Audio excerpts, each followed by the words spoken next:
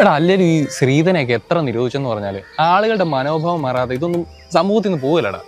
അവരെത്ര ചോദിച്ചു? അല്ല അത് പിന്നെ നേരിട്ടുള്ള ചോദ്യമൊന്നും അല്ലല്ലോ, ഒരുമാതിരി തൊട്ടും തൊടാതെയൊക്കെ ആയിട്ടുള്ള ചോദ്യം. നമുക്ക് അപ്പോഴേ കാര്യം മനസ്സിലായില്ലേ. ഇത് നേരത്തെ പറഞ്ഞിരുന്ന അവന്മാരെ ഞാൻ അഴി എണ്ണിച്ചേനെ. നിങ്ങൾ എന്നാ പറഞ്ഞു? ആ കുടുംബക്കാരുമായിട്ട് ആലോചിച്ചിട്ട് പറയാന്ന് പറഞ്ഞു.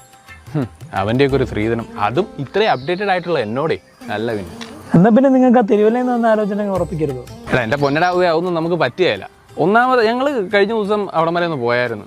ആ വീട്ടിലേക്ക് മര്യാദയ്ക്കൊരു വഴി പോലും ഇല്ലടാ. ആകെപ്പാടെ ഉള്ളൊരു 5 സെൻറ്റ്, അതിലൊരു വീടും. ചെറുക്കന് താഴെ ഒരു അനിയനും കൂടി ഉണ്ട്. ഏത് ചെറുക്കനൊരു ഗവൺമെൻറ് ജോലി എങ്കിലും ഉണ്ടായിരുന്നെങ്കിൽ അതെങ്കിലും മതിയായിരുന്നു. ഇതിപ്പോൾ അതുമില്ല. അത് ശരി, ഇത്രയും നേരം ശ്രീധനത്തെ പറ്റി ഡയലോഗ് അടിച്ച് നീ തന്നെ ഇത് പറയണം. എടാ അതിന് ഈ ശ്രീധരൻ ഇതും തമ്മിൽ എന്താ ബന്ധം? രണ്ടൊന്നും തന്നെയല്ലേ? ഒരിക്കലുമില്ല. ഈ ശ്രീധരൻ എന്ന് പറയുന്നത് പ്യുവർ ബിസിനസ്സാണ്. മറ്റേത് ബേസിക് നീടാ. എങ്ങനെ ഇല്ല, അത് ബിസിനസ്, ഇത് ബേസിക്. എന്നാലും എന്നാലും ഇല്ല, നീ കുറച്ചുകൂടെ പ്രാക്ടിക്കലി അപ്ഡേറ്റഡ് ആവാനുണ്ട്. പ്രാക്ടിക്കൽ അപ്ഡേറ്റഡാ? അതെന്തോന്നു? അതൊക്കെ വഴിയാ മനസ്സിലായിക്കോളും. നീ വാ.